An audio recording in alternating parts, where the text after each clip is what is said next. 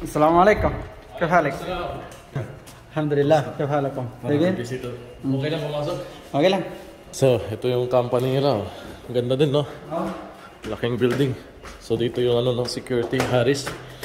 Ito yung magdala tayo ng mga books para sa mga may mag-Muslim. Saan kayo? Third floor? So, madalas dito kami, weekly, gano'n. Ito ang buhay ng dawa dito sa abroad. Si Hassan noon, matagal na akong pinipm yun pag may nagbo-Muslim sa Quiapo. Kailan bakasyon mo? Sabi mo? 5 months. 5 months. So, kakapagod.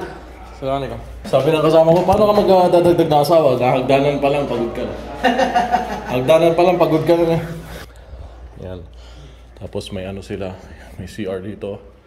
CR doon, kitchen. Pwede mag-ano, house tour tayo. Salamat, kumusta? Yan, may sarilisang kusina. Mas maraming kwarto yan, may kwarto dito. Yan ang buhay OFW. Pag nag-gaming yung mga asawa nyo, payagan nyo na. Kaysa magbabae sa labas, no? Okay, namitin tayo. Nag-start para mag-vlog. Inshallah. Hindi mo makalimutan. Ito dyan vlogs. Sir Casey. Sir Casey. Ito, yun sa'yo.